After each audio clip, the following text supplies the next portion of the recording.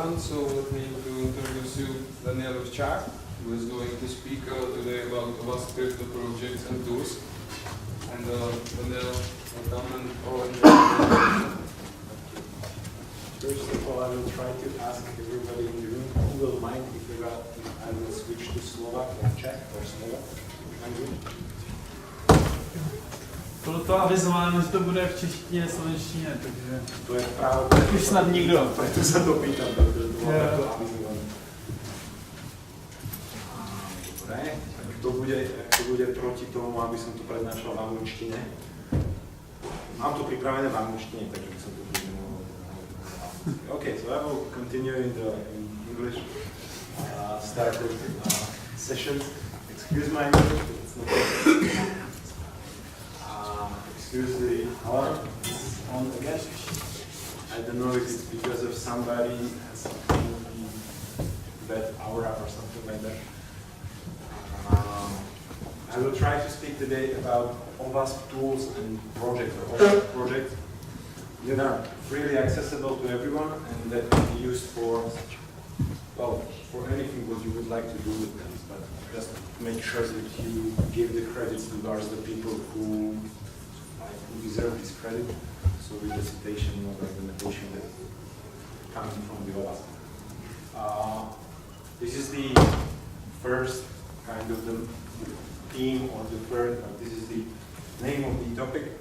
The second thing is I would like to try to get as much help from the others about the topics as possible. I know that there are some schools in Prague that are preparing, studying. There are students that are talking about the cryptology, they are studying it.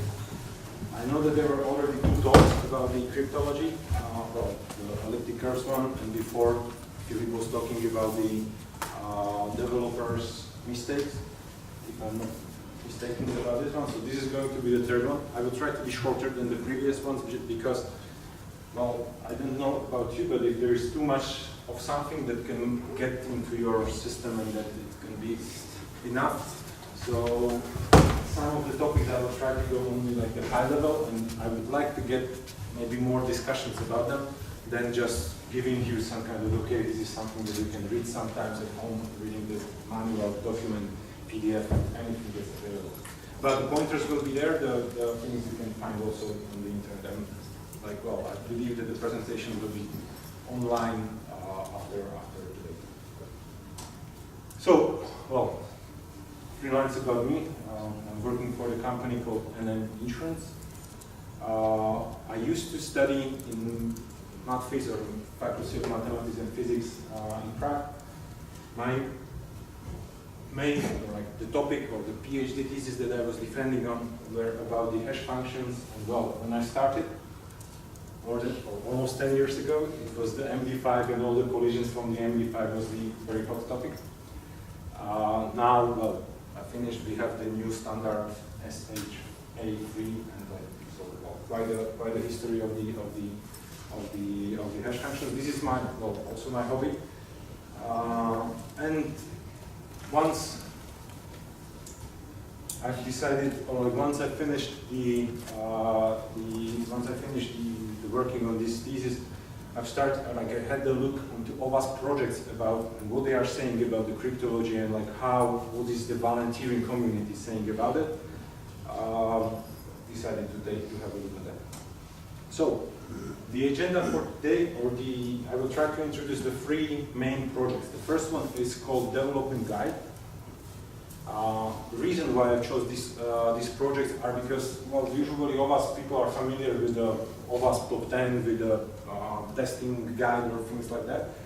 But not a lot of the, well, maybe this community knows, but there is more than several hundred of the projects that are online. Some of them are in the different level, like lab, flagship. These are the top, like the 2 highest levels of the project. There is the first one that's called like some kind of the initial laboratory. I don't know the name how it's called, the level C or medium, at what level of the project.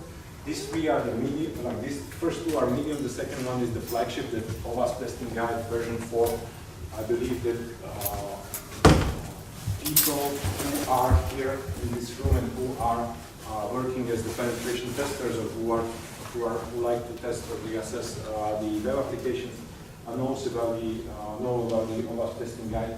The last version 4 was released last year, 2014, and well, I believe since that there is like continuous process about like preparing the feedback and like maybe creating the new version. I don't know when. So the first one, development guide, is quite an old project that when it started, it was the project for the pen tester. Pen tester is more about the testing tool, and then it changed into the development guide for the people who really are trying to implement the application or who are working with the application for the developers. And there is the subchapter that's called Guide to Cryptography. I will talk about that a little bit. The second one is the OWASP cheat sheets. These are quite famous projects. If you don't know about some of the topics like, well, input validation, process scripting, SQL injection, or if you would like to know something about like HSTS and the shortcut from the penetration test report that you might receive, there is the OWASP cheat sheets series that's defining what is possible, like what is really important from the development point of view or from the tester point of view to work through. And within this cheat sheet, there are several, 30 of them maybe. There are 3 that are talking or that are dedicated to cryptography. The first one is called Cryptographic Storage cheat sheet. The second one, Transport Layer Protection cheat sheet. The third one is Password Storage cheat sheet. Well, you can think about the first and the last one as the same one, like sensitive information and password might be, or should be covered the same way, but as we are working a lot with the form-based authentication, password storage is something that decided, or that was decided to keep the special attention, and there is separated cheat sheet about it. Well, and the last one is the testing guide, and what is the testing guide talking about the testing of the cryptography. So, well, let me start with the guide to cryptography. This is, by the way, first hit if you Google for, or like try to search for the cryptography OWASP. It's part of the development guide. This project has described what it presents. It presents a short summary about the cryptography. And basically, when you hit it, it's the article. You can Google it in the meanwhile if you have the internet access. And you will find out that it's the document, the website, that is like probably would be 20 A4 papers printed maximum. And it gives the short description of what are the main 4 cryptographic functions: confidentiality, if you want to protect the information for not being revealed to somebody who you don't want to reveal it to; integrity, if you want to protect that the message or any document or any data were not tampered or were not somehow destroyed, the integrity was not destroyed; non-repudiation, that somebody cannot deny the action that was done, or somebody cannot deny the signature that he done. This is the non-repudiation. And the authentication, like from the word genuine, or you can prove the identity of the person who is trying to sign in, or like when you need this kind of tips. I'm not going to talk about them. These are like you can Google plenty of information about these 4 functions. Then practically it's going like now. You can think about, okay, again cryptography, and again the 4 basic functions, probably heard so many times. I would like to go more into the details. The crypto guide is going into more details, and it's presenting some kind of the symmetric cryptography, or like at least trying to give some information.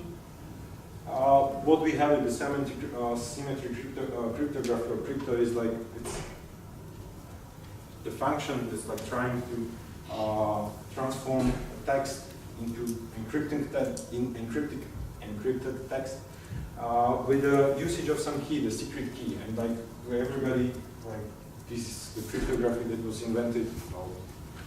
There are articles about the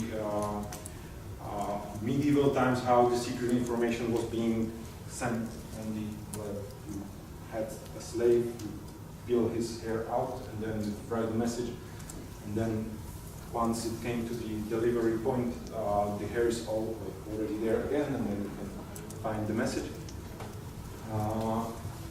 from the this is the medieval times until the well, let's say 1970s, when asymmetric cryptography came into the play. But like, what was the main problem of the symmetric crypto remains the main problem of the cryptography. Symmetric cryptography still is the key exchange or the generation of the key. I know there was a question, the last question about the how do you need to, or can you compare the RSA cryptographic RSA need for the true random source and the elliptic curve to random source? This is like the problem for everybody. Really, cryptography really would like to get as random as possible. And there are two possibilities. The first possibility is to get the random from the physical world that's around us, and you try to implement some kind of the chips that are trying to measure something, temperature, date, some kind of the noise, things like that. And the second ones are, I would say, the algorithmic ones, the ones that are counting or calculating the random generator of random out of some pre-selected seed. So you transfer the random, like you want to generate the random, you don't have the random, so you need to create the first seed, and then you are somehow calculating the random. Problem still remains how you can make sure that the seed is well implemented. This is behind the problems with the certificates having the same private key, because the random generator was not working properly. Or this can be a problem of any new implementation that's not taking care of how random number or how the first seed is being calculated and how the keys are being generated. Well, so this discussing a little bit about this, and then there is the asymmetric crypto description and RSA and Diffie-Hellman as the, well, this was the nice improvement. We can exchange the key without revealing the key, without having to be together when we want to talk to the opposite party. And that's RSA and Diffie-Hellman algorithm. So Diffie-Hellman is like primarily used for the key exchange. It can be done also with the RSA. But this was the huge inventions in the 1970s. Well, there are some rumors that there might be some secret agency knowing already these methods, and that are and that it just did not reveal the secret. Well, I was thinking about it, like who never heard about the asymmetric crypto, and like how it was possible that like this kind of the algorithms work if you don't have the mathematics kind of what's behind it. This was something that I was thinking a lot, and when I was thinking about like how this is possible. And there is one small example that I would like to share.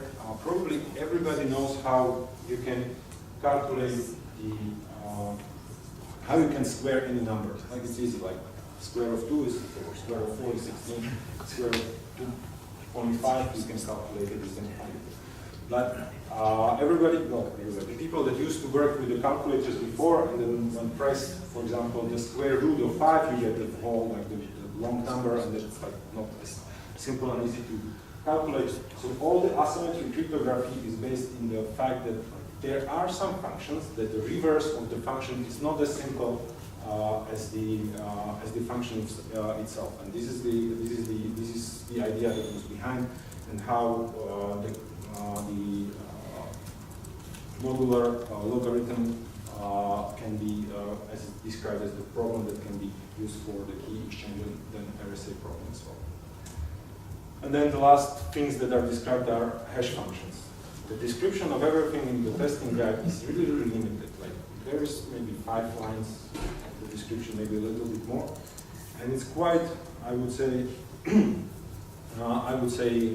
outdated. So there is the quite nice need to help you improve this testing guide. The new guide is being prepared if you would like to become a volunteer and help to improve the quality of this. This is the option for you as well. There are some good advices known.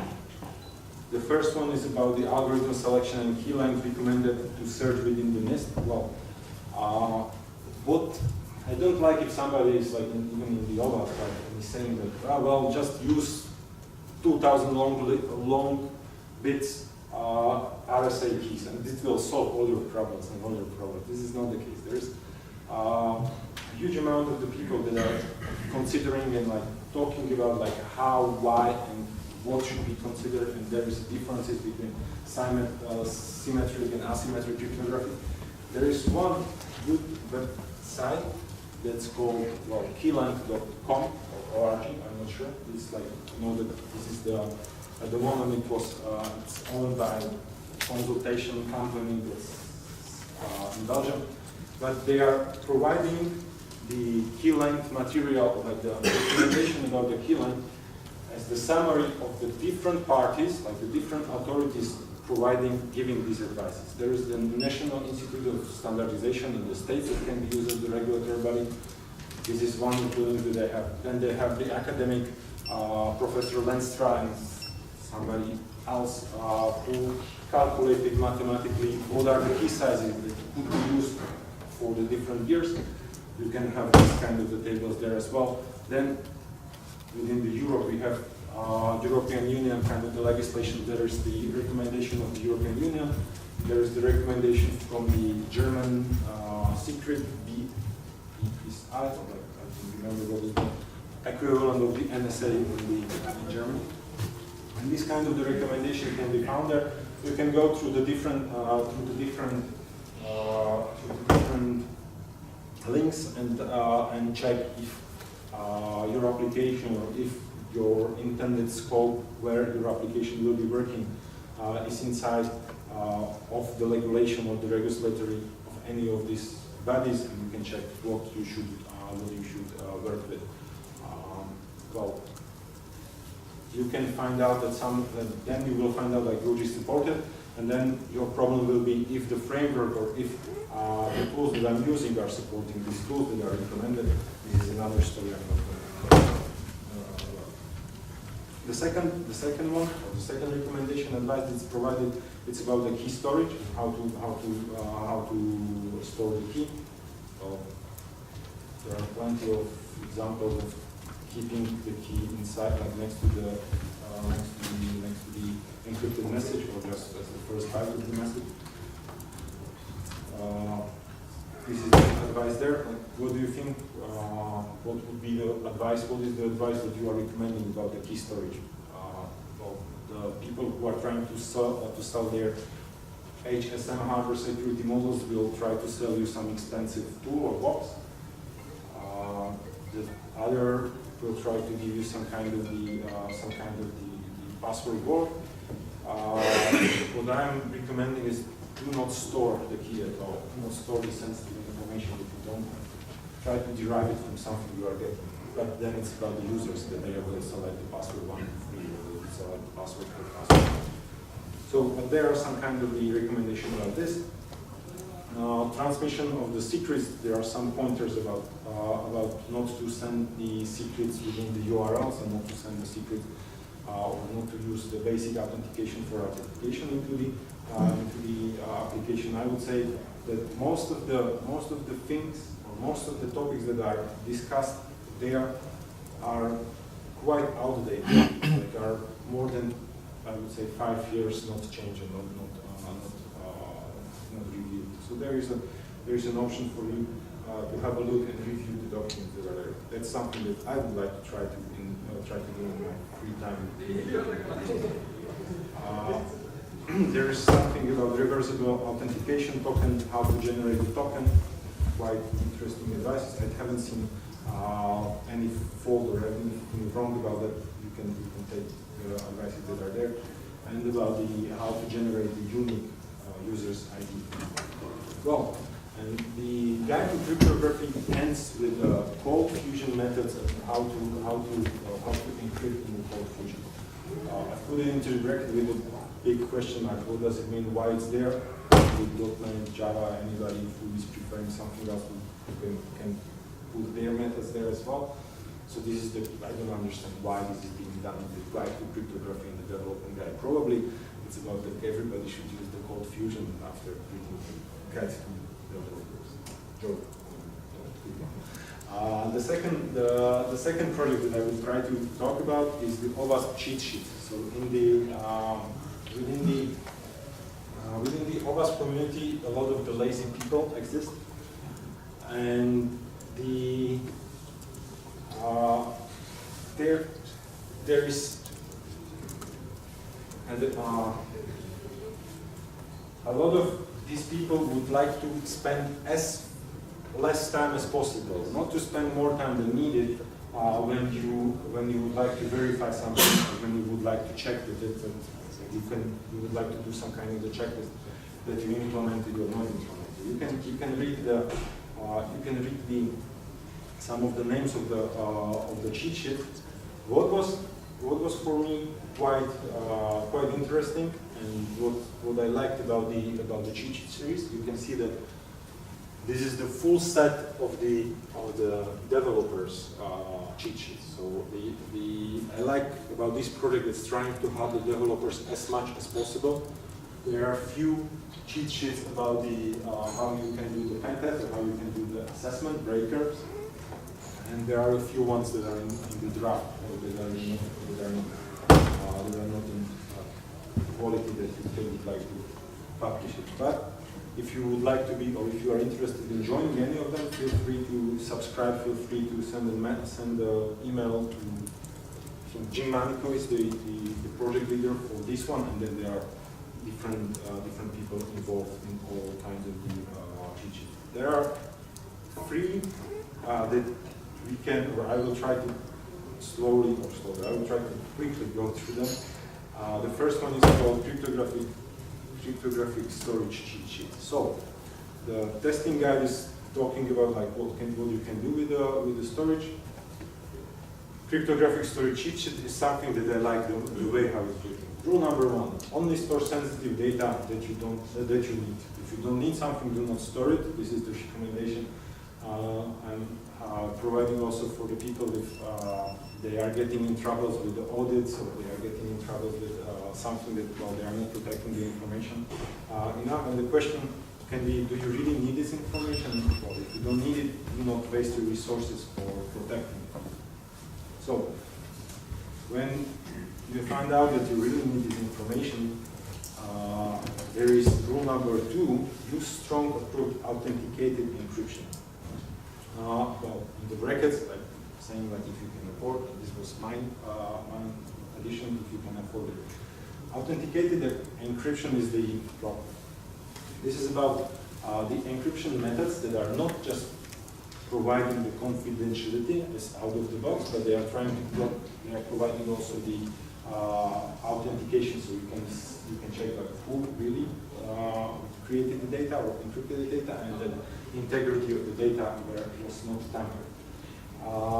These are the algorithms that already were, like a lot of them were already standardized. There is the IEEE 1699. I don't remember what is the number that's providing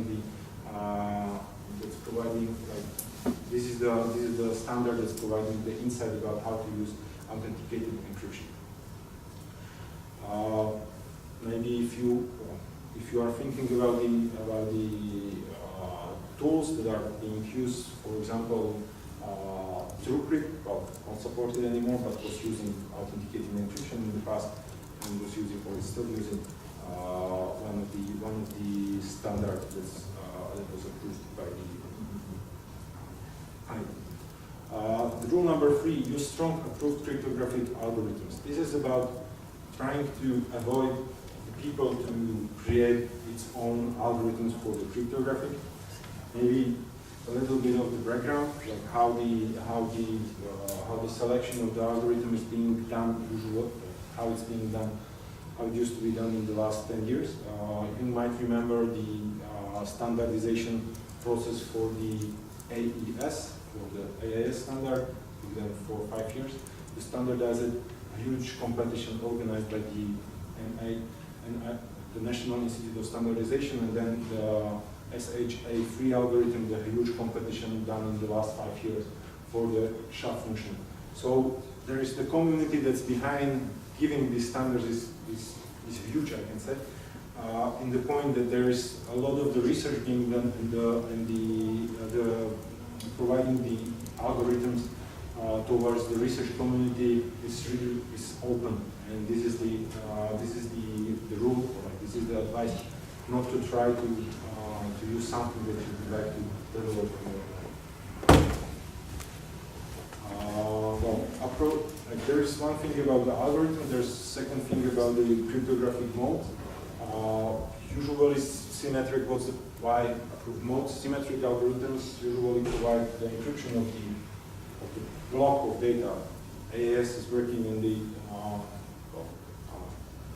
in 256 or 128 bits long messages. We lost how long are the message blocks. And if you would like to encrypt the longer data, then you really need to create some kind of the mode of operation that you need to somehow chain. And this is the approved cryptographic modes. It's about providing the modes and giving the modes that could be used for this kind of, that could be used for it. Well, the rule number 5 for here is to make sure that when you are using the algorithms, or like when you are encrypting something already, then try to use the encryption also for something like also for protection, for example, against the administrators of the server. Administrator might have the access towards the database, might have the access towards the system on which it's running, but should not have the access to encryption key of the database, or should not have the access to encryption key that's being used for the application when it's storing the algorithm. So this is the advice number 5 and number 6. Well, ensure that any secret key is protected from unauthorized access, subrows present. So, well, this is very similar to the previous one, how you can protect the key.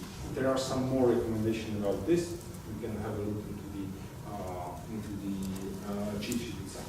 The last one, if you need to be, for example, PCI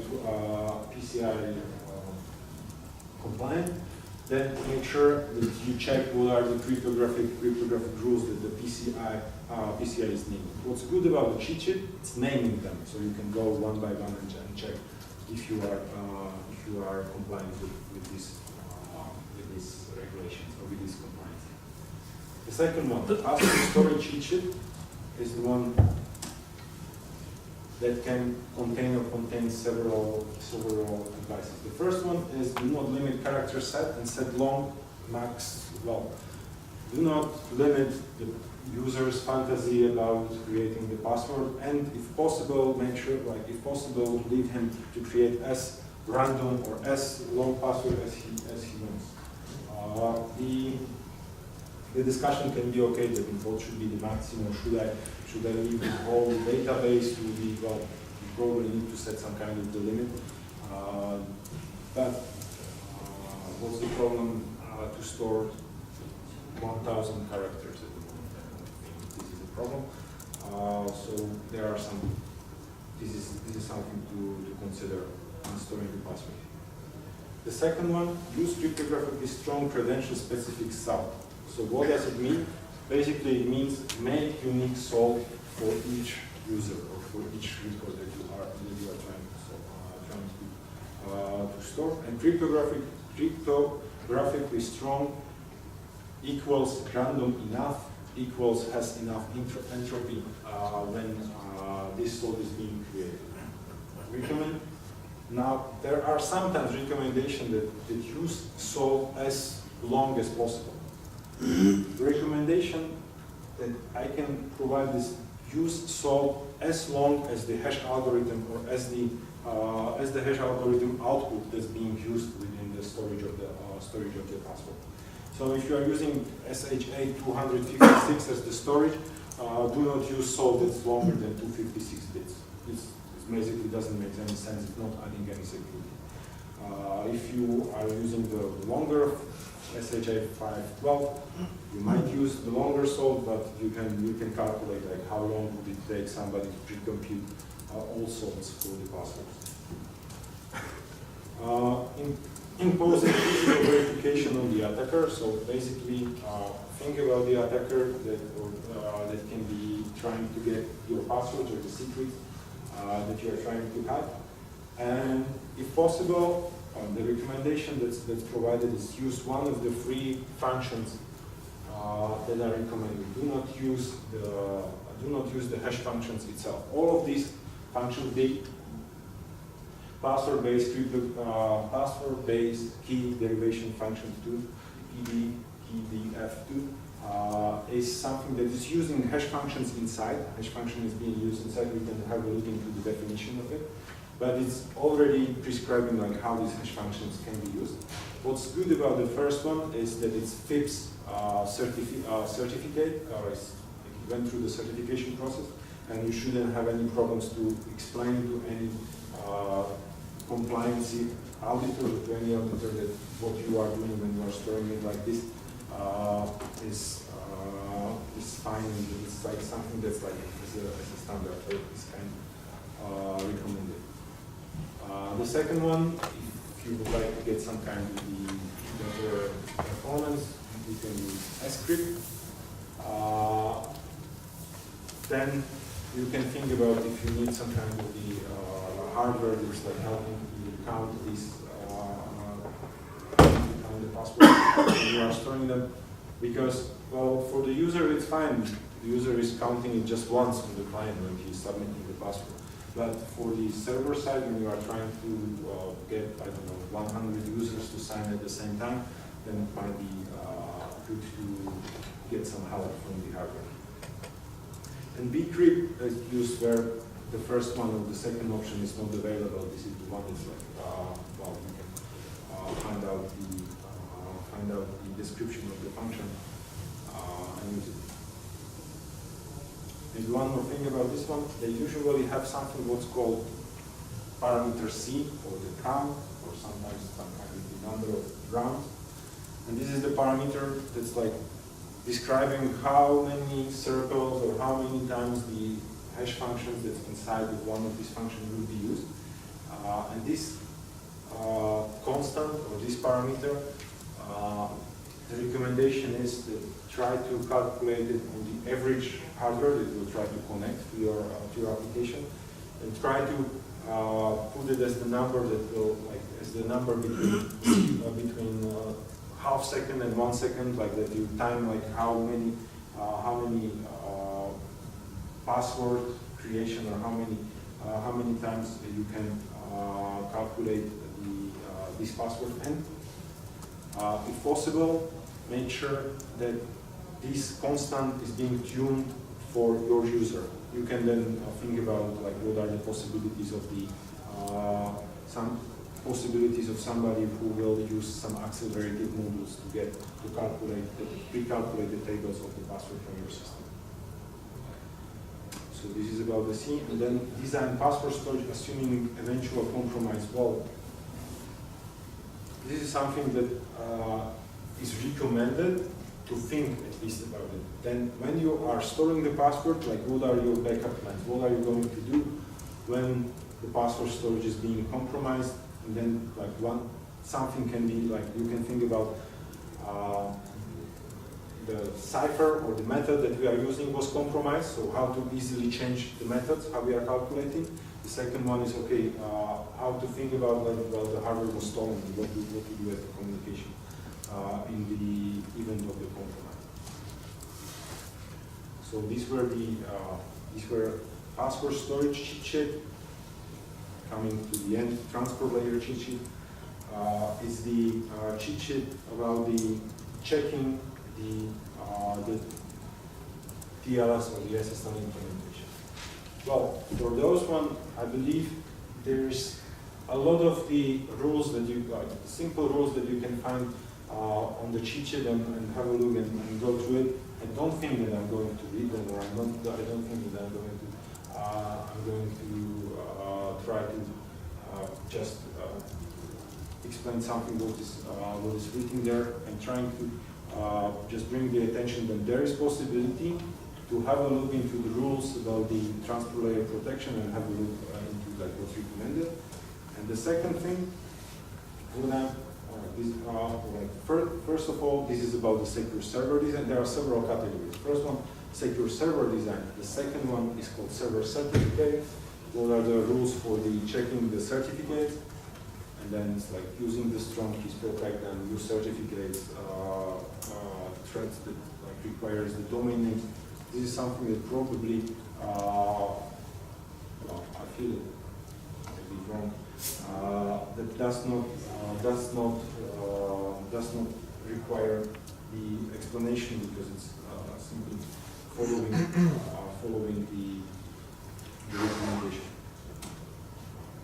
And the last one is server protocol and cipher configuration. And what I wanted to mention here, this is the part that I wanted to describe a little bit more. That there is possibility, and there are plenty of tools that are trying to check the SSL setting of the server or the SSL setting of the communication that's between the client and the server. Good pointer is the first one from the testing tools on that slide, and this is the testing tool, like the testing tool that's called OWASP, or the I don't know how to pronounce it properly, but this is the tool that's written in Perl, and it's trying to well, it's using OpenSSL and trying to run some of the OpenSSL commands and then trying to interpret the results. So very similar than other tools implemented on the internet, but this one is like one of the offline that's available. The reason why I'm talking about this one is that it's being outdated. It is like being created. The new versions are created quite often, and some of the tools that are recommended offline, like SSLIs or the next slide there will be, do not have the updated version. So this is about these are the tools that can be done. It's SSL app server test, one that probably quite famous for being online and like simple as how you can get the rating of your server setting. Well, again, OWASP testing guide, and then the last part of the presentation is about the OWASP testing guide project that's created for the tester, how they can assess the application or something that's related. That's the point of their assessment. And there is a part that's called testing for weak cryptography. And testing for weak cryptography is like very, well, I would say very simple page described in the document that's trying to search for first sensitive data transmitted in clear text. This is the functionality like basing authentication being used, or HTTP not being used, or HTTP being used when it's transporting the secret. But it contains, this is the slide that I was referring to before, contains the tools that can be used for checking the configuration of the server, or also the client that's connecting or that's using. What is OWASP trying to have is the list of the tools that are not being paid or might not being that are free for usage. There is mmap scripts that are quite famous, and then there is the SSLIs.py tool that is being quite updated, and then the two other test SSL.sh and SSL Breacher.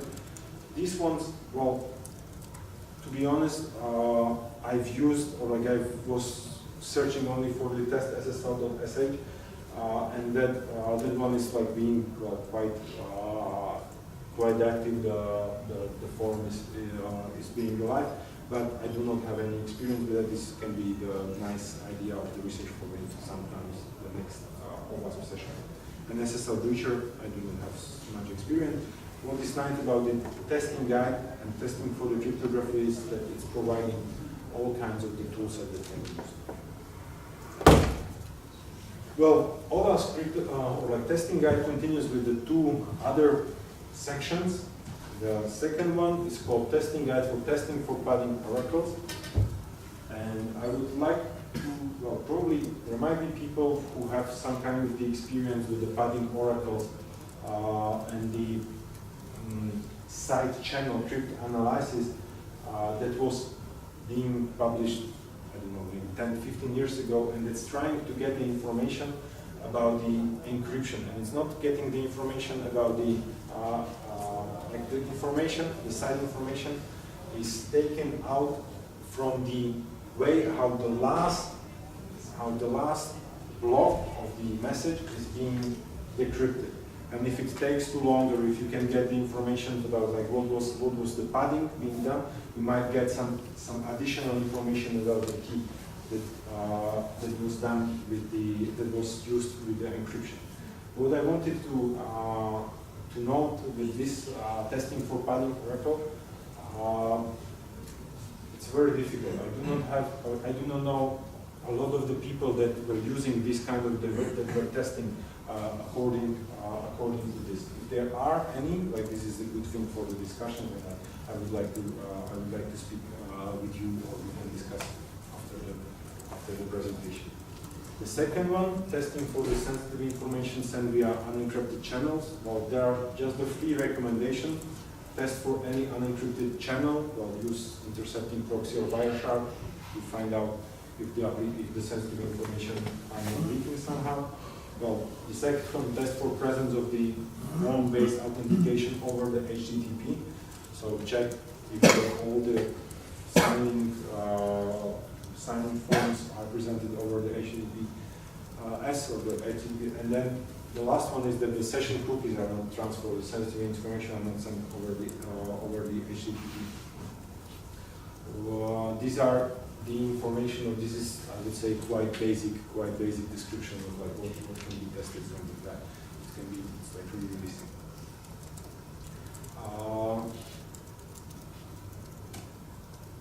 This is the last slide where I would like to thank you for attention. I wanted to, like the short summary of the presentation, I wanted to give you the short overview of the 3 projects that are dealing with the cryptography somehow in the OWASP.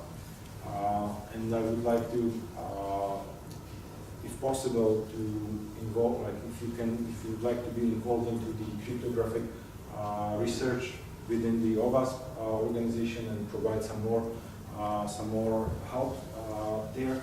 More volunteers are needed. And these are the places that I want to give you the attention where you can have a look. Well, this is the last question, and I didn't mention there is the questions and answer, or the questions at least session, so this is the time for the questions as well. Are there any questions? Recommendations or notes or remarks? Maybe then I'll do the question about anybody that was using or was testing the application for the padding Oracle in the past. I have a question regarding the slow hashing. You were talking about bcrypt, scrypt, and the BBQ. So is it official OWASP recommendation to use scrypt over bcrypt because certain people in crypto community think it's way too new algorithm and it's not proven by time? This is what the cheat sheet is saying. Yeah, recommendations I'm asking for your opinion. To be open, like they are quite fine with providing the PBDK or PBKDF2, as this is the standard and use it as much as possible. But if this is not possible, try to use scrypt or bcrypt because it's better than inventing your own way of storing the audio, of storing the password.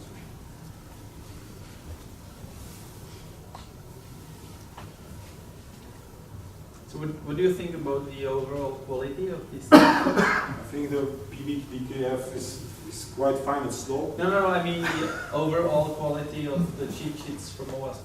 Cheat sheets are cheat sheets are good quality. I would say that they are much above the guide to cryptography. The first one is I would say quite low, or that's a lot of progress could be done there. The cheat sheet series about the cryptography is much nicer. A lot of the practical things and hints are being done there. So this is well, I would say quite fine. I would maybe add there some more pointers about the, for example, the key sizes. Like there is recommendation what can be used, but it's without any or there is just a reference why this can be used. Like there are some kind of the approach. That's one of the links that's in the presentation, keylang.com, is providing you the reason why this can be done. And this is something that's, well, for the people who would like to know the reason, or who are kind of not trusting the organizations providing the recommendation, can have a look into the reasons why. So these are some improvements that can be done there. But very nice series. I don't know if this is known in the community of the developers or the testers, this kind of the cheat sheet series. Is it known? Please raise your hand if you already heard about the OWASP cheat sheets before. Okay. Good.